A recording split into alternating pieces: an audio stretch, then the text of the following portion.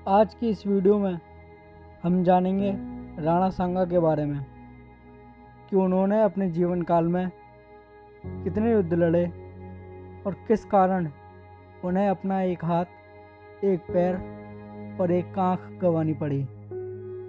तो अंत तक जुड़े रहिए हमारे साथ न्यू टेक चैनल में और चैनल को सब्सक्राइब करके बेल आइकन को दबाएं ताकि हमारे वीडियो की नोटिफिकेशन आप तक पहुंच सके।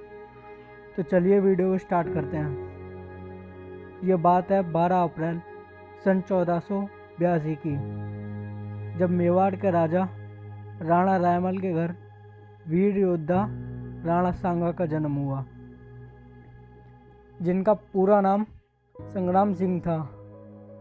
राणा रायमल के 3 पुत्र थे, कुंवर पृथ्वीराज, जगमाल तथा राणा सांगा। एक दिन एक भविष्यकर्ता द्वारा यह भविष्यवाणी की गई कि मेवाड़ के राजा कुंवर संग्राम सिंह होंगे। तभी से तीनों भाइयों में फूट पड़ गई और ऐसी स्थिति में कुंवर पृथ्वीराज व जगमाल अपने भाई राणा सांगा को मौत के घाट उतारना चाहते थे।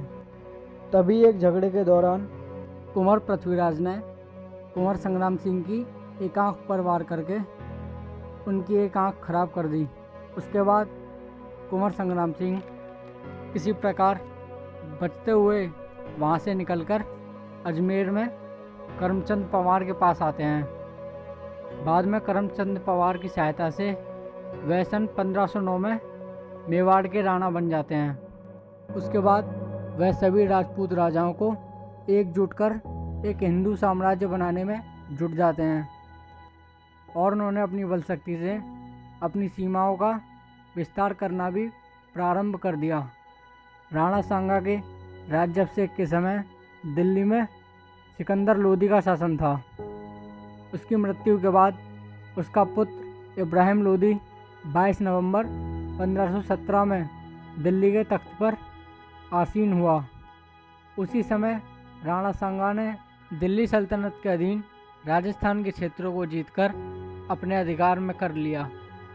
सुल्तान को यह बात हजम नहीं हुई और उसने राणा को सबक सिखाने की ठान ली। सुल्तान ने मेवाड़ पर धावा बोल दिया।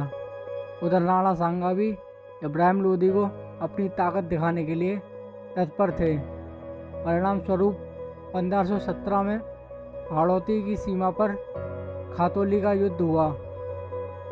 युद्ध का नतीजा राणा सांगा के पक्ष में रहा और इब्राहिम लोदी की सेना हार गई।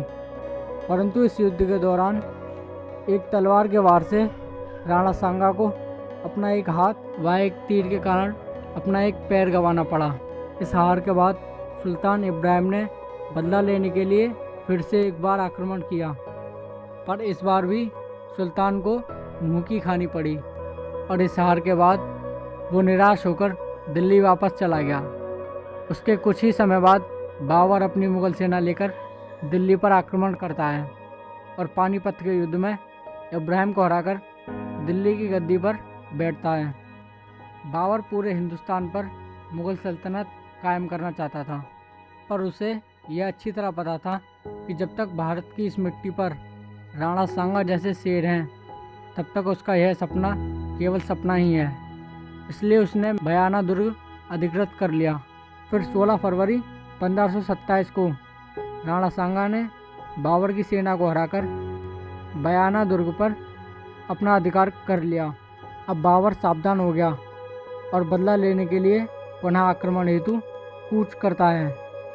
फिर लगभग एक माह बाद 17 मार्च 1527 को खानवा के मैदान में बाबर और राणा सांगा दोनों की सेनाओं के मध्य एक युद्ध हुआ। राणा सांगा राजपूताने की सेना के सेनापति बने थे।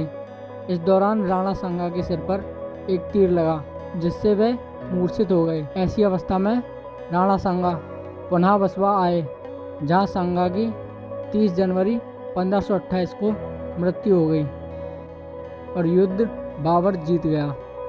बाबर ने खुद लिखा है कि खानवा की लड़ाई से पहले उसके सैनिक राणा सांगा की सेना से घबराए हुए थे। तो आपको ये वीडियो कैसी लगी कमेंट करके ज़रूर बताएं और चैनल को सब्सक्राइब करके बेल आइकन को दबाएं। जल्दी मिलते हैं नई वीडियो के साथ।